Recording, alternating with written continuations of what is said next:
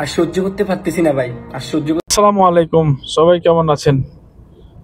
আপনাদের যে ভিডিওটি আজকে দেখাবো, এই ছেলেটিকে দেখতে পাচ্ছেন। এই ভাইটি 5 বছর প্রবাসে থেকে যখন ভাবলো যে দেশে যাব, টিকিট কাটলো। সে ভাবলো যে 5 বছর তো দেশে যায় না, তো পরিবারকে একটা সারপ্রাইজ দিই, তাই করে একটা টিকিট কাটার পরে যখন তার পরিবারকে জানাতে গেল তার সাথে কি ঘটলো, ঘটনাটি আপনারা তার মুখ থেকে শুনেন, শেষ পর্যন্ত ভিডিওটি দেখেন, তাহলে বুঝতে পারবেন। আসলে প্রবাসীদের সাথে এগুলো ভাই প্রতিনিয়ত হয়ে থাকে। আপনি যদি প্রবাসী হন তো আপনি বুঝতে পারবেন। তো দেখেন ভিডিওটি আপনারা সরাসরি। আর সহ্য করতে পারতেছি না ভাই, আর সহ্য করতে না পাইরা আপনাদের সাথে কিছু কথা শেয়ার করি। আমি ভাবছি যে আমি ফ্যামিলিকে সারপ্রাইজ দিব, আমি বুঝতে পারি না যে আমি সারপ্রাইজ হয়ে যাব। আর 5.5 বছর এই মালয়েশিয়ার প্রবাসে আমি বিদেশ করতেছি, 5.5 বছর, লাখ লাখ টাকা আমি দেশও দিছি। দেখছেন 5.5 বছর ফ্যামিলিকে সারপ্রাইজ দিব। জুলাই মাসের 5 তারিখে আমি দেশে যাব, আগস্টের 9 তারিখে আমি টিকিট কাটবো মালয়েশিয়া। দেখতে পারেন এই যে আমি টিকিট অলরেডি কাটা ফেলছি। আমি আমার আব্বুকে কল দিছি যে আমি দেশে আসতেছি 1 মাসের ছুটিতে, টিকিট কাটার পর যে আমি সারপ্রাইজ দিব যে আমি টিকিট কেটে ফেলছি, আপনারা একটা গাড়ি ঠিক করেন, আমি দেশে আসতেছি। বলতেছে গালি দিয়ে যে তুই খারাপ একটা গালি দিছে যে তুই দেশে এসে কি করবি। তো আমি ভাবছি যে মজা করতেছে আমার সাথে। তারপরে দেখতেছি আমার ফ্যামিলির সবাই আমাকে দেশে এসে কি করবি, এখনো আমাদের 1.5 লাখ টাকা দিন দিছি। আর সে মা বাবা যদি এরকম ব্যবহার করে তাহলে কোথায় যাবে বলেন প্রবাসীদের সাথে? পাগল হয়ে রইছস। তো এদিক দিয়ে আমার বয়স মোটামুটি 24 বছর হয়ে গেছে। আমি বিয়ে নিয়ে কোনো চিন্তা করি না।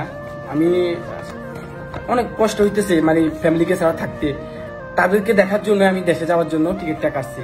আমার দেশে হয়তো আর ফিরা হবে না, আমি টিকিটটা ছিঁড়ে ফেলতেছি। এই দেখেন, এই যে টিকিটের ডেট, আমি টিকিটটা ছিঁড়ে ফেলতেছি। দেখেন ভাইটি লাস্টে রাগ করেছে, টিকিটে ছেড়ে দিল। তার মনে কত দুঃখ বা কত বেদনা বা কত কষ্ট পাইলে সে কাজ করতে পারে। আপনারা চিন্তা করেন, একটা টিকিট কাটলে কত টাকা যায়, পাসপোর্ট পারলে দেখেন। মা বাবা আসলে এই কাজটা তার সাথে ভালো করে নাই। আমি মালয়েশিয়ার 1900 টাকা দিয়ে টিকিটটা কাটছি, বাংলার প্রায় 50,000 টাকার মতো। যাদের জন্য এত কিছু করার পর তারা বলতেছে আমি তাদের জন্য কিছু করিনি। বোনের বিয়ে, একতলা একটা বিল্ডিং, ছোট ভাইকে আমি সৌদি পাঠাইছি, ঘরের সব মালামাল সবকিছু আমার টাকা কিনছে। তারপরে বলতেছে আমি কিছু করি নাই। আমার নিজের টাকা ঋণ করে আমি এসে আমার নিজের টাকা শোধ করছি। আমি 5.5 লাখ টাকা নিজের টাকা আমি শোধ করছি। তারপরে বলে যে আমি তাদের জন্য কিছু করি নাই, আমি তাদের জন্য কিছু করি নাই,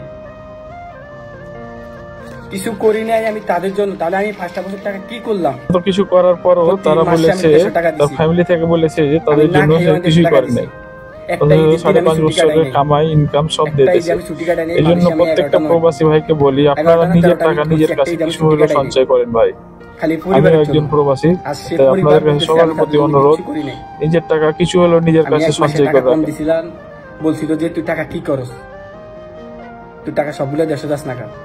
ওই মাসে আমার অসুস্থ ছিল, এই মাসের আগের মাসে আমি অসুস্থ ছিলাম।